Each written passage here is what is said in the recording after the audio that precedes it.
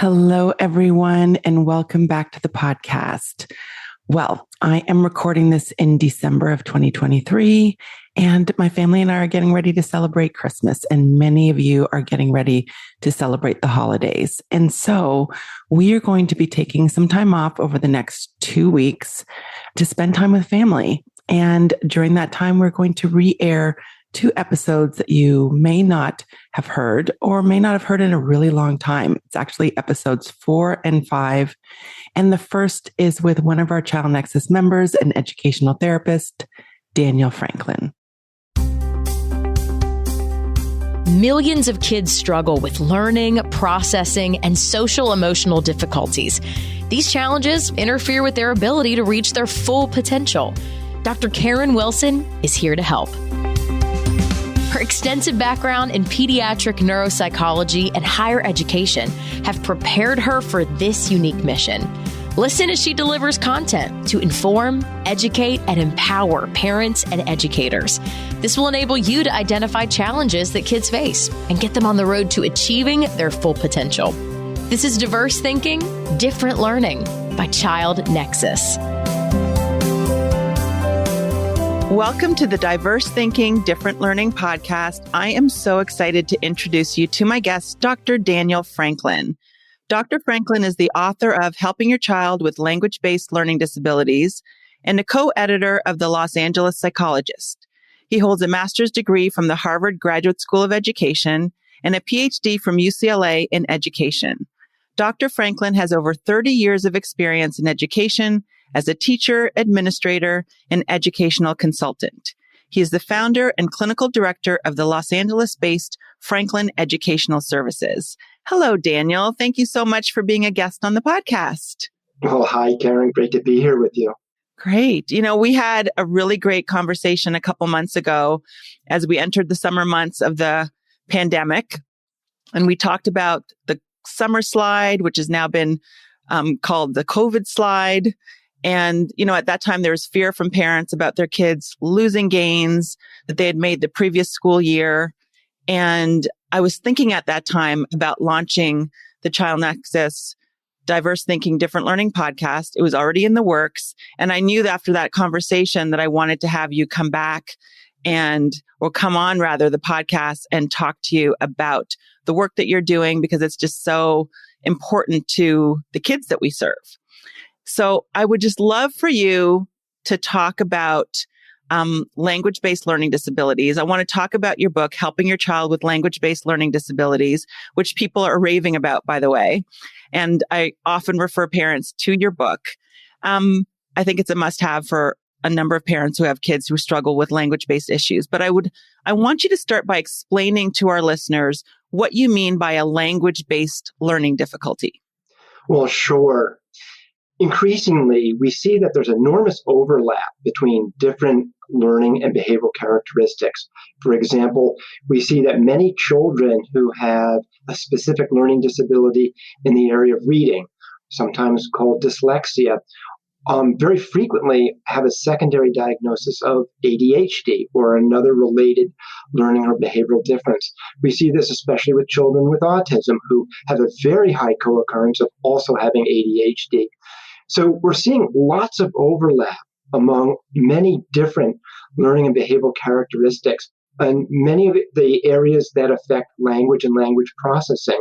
So increasingly, a lot of us, instead of just saying dyslexia or ADHD, are grouping these learning and behavioral differences together in a global sense and calling them language-based learning disabilities.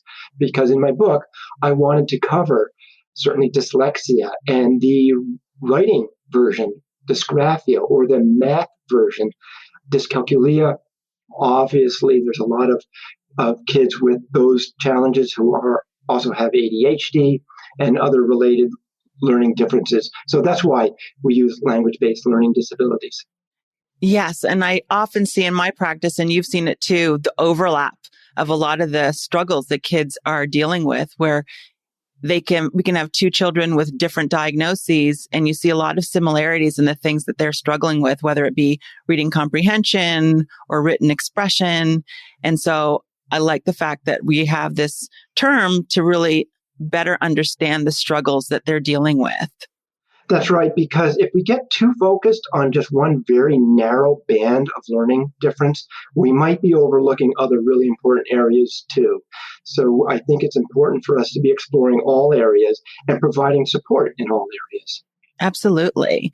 And I know that through your work in working with kids who struggle with these language-based issues, obviously there are programs, there's educational therapy, there's specialized tutoring, but you emphasize in your book, which is often overlooked, the importance of the relationship that parents have with their children and the relationship being an important component of the intervention. Can you talk a little bit about that? Sure. There are lots of wonderful forms of intervention, and I'm a big supporter of these different types of intervention that are out there. I'm a big believer in early identification and early intervention. That is very important. However, we also want to remember that the human brain, especially the child's brain, is a social organ, that it functions best in the context of healthy, positive relationships, that indeed it only develops fully and in a healthy way through prolonged interaction with the adults, parents, teachers, other adults who interact with that child. The human brain is a social organ. So we really want to leverage the social nature of the human brain for all areas of learning and development. And when we start from the standpoint of promoting and paying attention to how critical healthy child-parent relationships are, we can begin to really make meaningful inroads into other areas of learning and development that need to be addressed.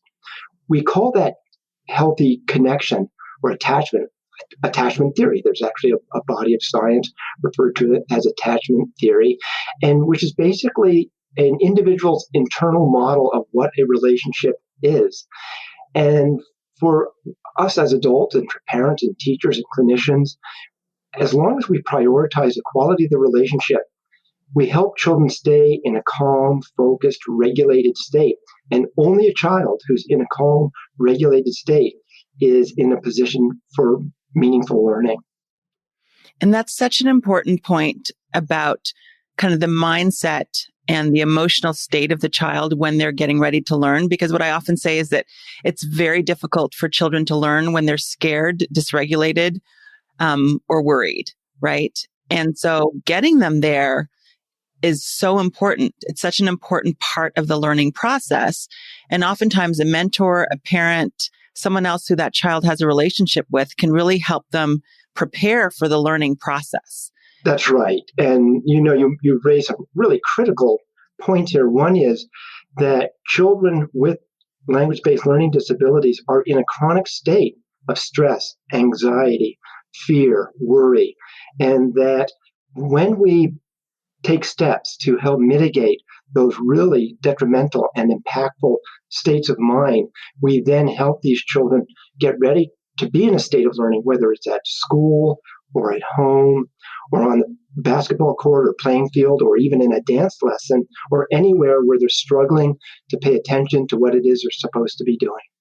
Absolutely. And when I think about parents wanting to help their kids and wanting to be there socially to support them, being there for emotional support, I think some parents are concerned about wanting to help their child, but also not wanting to enable them. And I know you talk about this beautifully in your book, and I would love for you to talk about that fine line, the need for that collaboration and that relationship, but also a parent's fear that they're enabling their child and they're not really learning.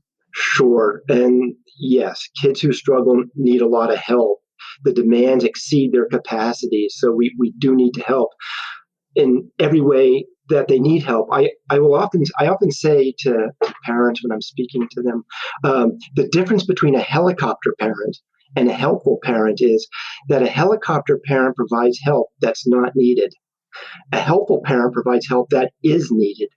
And children with language-based learning disabilities need a lot of help. And we don't want to pathologize a child's need for help, nor a parent's effort to provide help by calling it, using some disparaging language like being a helicopter parent. That's being a helpful parent, and kids need the help. And the way we make that help productive and allow it to promote skills is we involve the child to the maximum extent possible so that they can see what it is we're doing in terms of organizing or planning or executing a task. And we involve the child to the maximum extent they're able to under the circumstances of that moment. I always say kids are consistently inconsistent. And so some days kids can do a lot and contribute a lot, but on the days they can't, we need to be patient with them under those circumstances and not say, oh, goodness, you could do this yesterday. Why aren't you doing it today?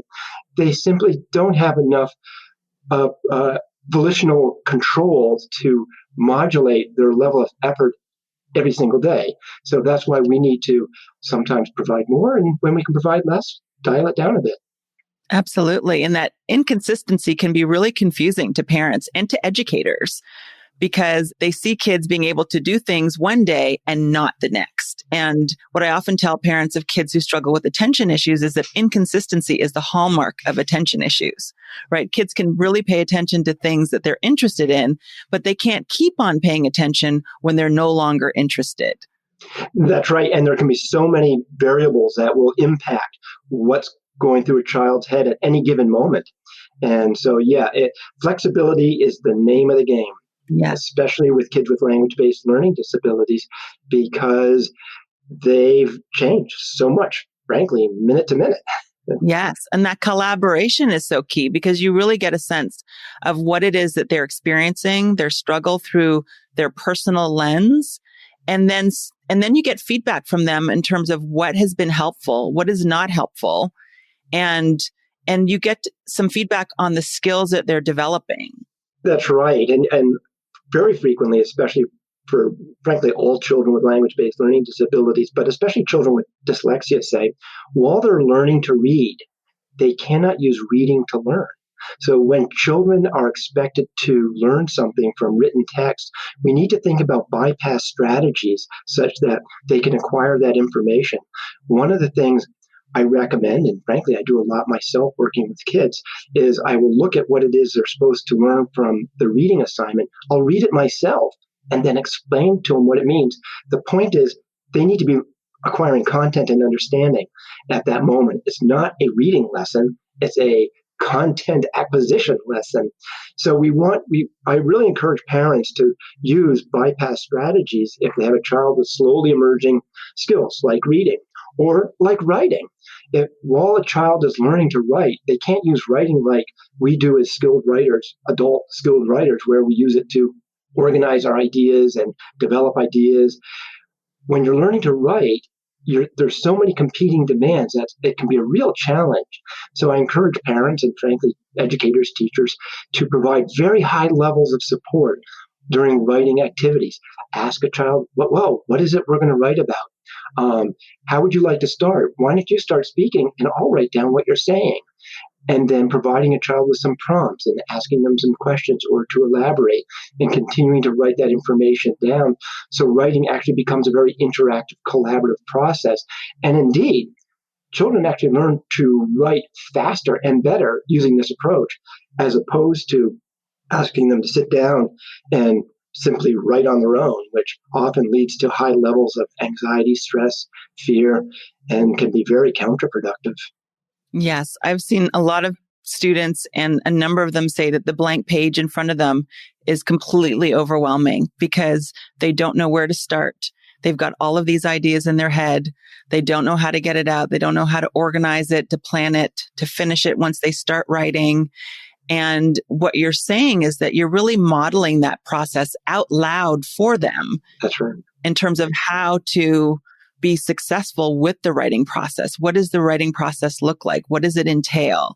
And let's break it apart into smaller chunks so that now I'm showing you how to do it. And then you can eventually do this on your own. So it's really about skill building, but you first have to model and be a mentor to the child to show them how it's done. It really is just what you said, and I agree fully. One of the issues that sometimes comes up is question of authorship when a paper is submitted that's written this way. And I have found virtually every teacher I've ever interacted with, as long as the parents I'm working with or whether it's me, if I'm really clear with the teacher about the approach to writing that I'm using, teachers are really comfortable with that and appreciate the collaboration and communication I have with the teacher or the parent has with the teacher.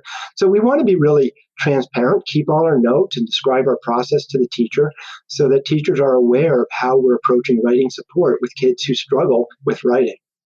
Right. And then also emphasizing that the ideas, the content, the ideas really came from the child, and stressing that to the child, these are really great ideas that you have. And I can't wait to organize it and get it out on paper. And it just increases the motivation to continue to learn. Oh, it sure does. And makes writing fun.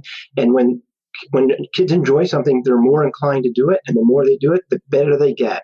And so this is how we can help all children, not just those who struggle with writing, but all children become better writers and enjoy writing more. Great. And I know that through the work that you do, you work on a lot of those underlying weaknesses that kids have. We talked about reading, for example. There might be some kids who really struggle with phonological processing, and they need a lot of support in helping to strengthen those pathways in the brain that are associated with phonological processing. And you work on those. But you also mentioned some bypass strategies that while you're working on developing these brain pathways that might be weaker in some kids or organized differently, that you help them to also use some bypass strategies so that they can access the information. And you mentioned learning to read and then also reading to learn. So by the time they're in that phase of reading to learn, they have to read in order to learn their science, to learn history, to learn geography. So what are some bypass strategies that you found to be helpful for kids who are struggling with the reading process? Very happy to explain a few, but I want to get back to a point you also made a moment ago, which is the critical need for identifying underlying language processing problems and addressing them, and doing that in a very focused way. We want to do that away from the other learning and content acquisition that's going on. It's really important to find time to provide children with the opportunity to develop phonemic awareness and to learn strategies to sound words out and break words into syllables, and to apply these skills that ultimately allow us to become skilled readers. And we want that kind of reading instruction to go on. Same with writing. We want to teach letter formation and spelling and help kids learn the mechanics of writing and the mechanics of reading. But we want to do that separate from content instruction. Now, with the bypass strategies, I often describe, indeed in my book, I call it the hierarchy of reading support. At the most supportive level of reading support, the parent or teacher, but typically it's going to be a parent helping with homework, reads the material and explains what it says. The next level down, the parent reads the material aloud to the child and checks for understanding. Reading disabilities aren't just about difficulty reading words. There's also a big reading comprehension. Frankly, a more general issue with comprehension. We see lots of kids with dyslexia. It's not just a reading comprehension problem. It's a more global challenge with comprehension. And so we want to help scaffold or break information down and scaffold how information is presented, provide opportunities to check for understanding, clarify misunderstandings, reinforce what it is they're learning from the reading material. Now, you have really worked with a number of kids using a lot of the strategies that you have described, and you've worked with kids who struggle, and in doing so, you've really been instrumental in helping so many students experience success on an academic, on a social, and even an emotional level, because they take ownership, they experience success sometimes for the first time, and then they have this boost of self-esteem and self-concept. And you also know firsthand the experience of what a struggle is like. And you were featured in a really powerful short documentary, Unteachable, by filmmaker Anthony Sherin. I highly recommend it. It's very impactful. I believe it's only about 11 minutes long. Can you tell listeners about the film, how it came to be, and maybe even the take-home message in the film? Sure. The film is Unteachable. You can find it on YouTube, but you have to enter the filmmaker's name, Anthony Sherin, Sherin. And Anthony Sherin was really interested in exploring the critical role that the healthy relationship between teachers and student have in promoting learning and development. And he focused on my relationship with my teacher, who both my 5th and 6th grade teacher, the same teacher Mrs. Shirley got, who in a sense rescued me. When I arrived at her classroom as a 5th grader, I was, for all practical purposes, not literate. I could not really read or write. I couldn't even spell my full name. I could spell Dan, but not Daniel. And I couldn't spell my last name. And I came to her classroom essentially as a non-reader, and also as a child who had a lot of fear and anxiety about learning and school. And it was through her unbelievable kindness and compassion and gentle, supportive approach to working with me in special ways, not necessarily in class, but maybe after class, or she'd asked if I would like to stay in. And unlike being punished, normally your kids are being punished when they have to stay in a recess. I love staying in with her and working one-on-one and learning to read and write and to spell my name. And above all, to begin to realize not only could I learn, I was a good learner. And it was through those 2 very special years in 5th and 6th grade of being in her classroom where she was my champion and my supporter. And indeed, we went on to have we were friends for life. I knew her throughout her entire life. We stayed in touch throughout her entire life. She has since passed away. So thank you for asking about that. Yeah. And I think that experience and the experience that's depicted in the book and your lived experience is really a tremendous illustration of the impact of having that person who believes in you, who's willing to support you. And it also increases your motivation to want to learn. I mean, you have the opportunity to be outside playing at recess, but you would like to be in with her learning to spell your name. And so the relationship is so important to the intervention, but it also speaks to the idea, the importance of intervention and helping kids overcome difficulties and struggles. And when you do that, you increase their ability to not only be successful academically, but you really reinforce this love of learning and the motivation to learn. The kids realize that they can learn, and then they want to learn, and then they continue to learn. And it all comes from a kid feeling really safe and secure with a teacher, feeling accepted and embraced. Teachers who are always very positive and affirming. Mrs. Gott never shouted. She never yelled. She was always kind and gentle. And even when class was a little bit disruptive, she just had a sweet, benevolent smile on her face, and we all melted and did whatever she wanted us to do. Oh, and there's so many kids I can think of that I have seen who would benefit from having their own Mrs. Gott. So I'm glad that you had the opportunity to have her as your champion. Well, I'm blessed, and I think about her every single day in my work. I have all the years, over 30 years now, I've been in education.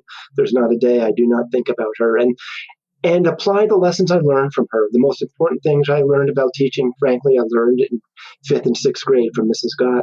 Yeah, it's beautiful, beautiful relationship.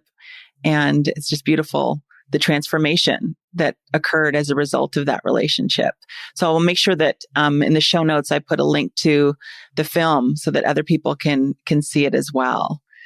So, Dr. Franklin, we have a few minutes left. There may be parents who are seeing their kids struggle in school with homework, and they're trying to determine when they should seek support for their child. And I'm thinking right now of so many parents who are struggling with distance learning with their kids. And for some, the kids had struggles before COVID, and now the struggles may be exacerbated because of the transition to distance learning. And for some parents, this is the first time they are seeing their kids in their classroom in quotation, right? And they may be seeing struggles for the first time and wondering, did I miss a learning issue in my child? What should I do? Should I get support? What are some suggestions that you have for those parents who are concerned, especially now? Well, a couple different thoughts here. One is, no two kids are the same. No two kids learn the same thing at the same rate or in the same way. There's going to be lots of variation from one child to another. Also, please bear in mind what we're experiencing now. I know many, many teachers. I'm very friendly with a large group of teachers, and I know how hard they're working. And teaching virtually is really challenging. So we don't want to make assumptions about a child's learning and behavioral characteristics on our observations of how they're learning virtually. But if you are observing learning differences, bear in mind there's lots of variation from kid to kid and timetables.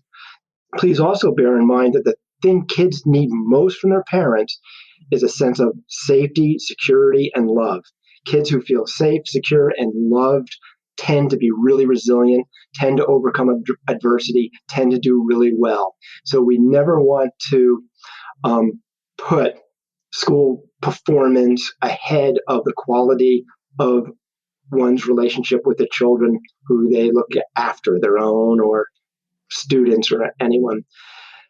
One thing I am recommending to parents for the kids who are really having a tough time is for the parent to gather as much information as they can about the important learning outcomes the teacher is seeking or teachers are seeking for their child, and to become actively involved in gathering information, learning about what the lesson is, the content is, the important goals of the lesson, and finding a time and a way to teach that separately, independently, perhaps later, or possibly even beforehand. Kids who have a sense of what is going to be taught tend to pay closer attention to lessons. So pre-teaching is a really good strategy too.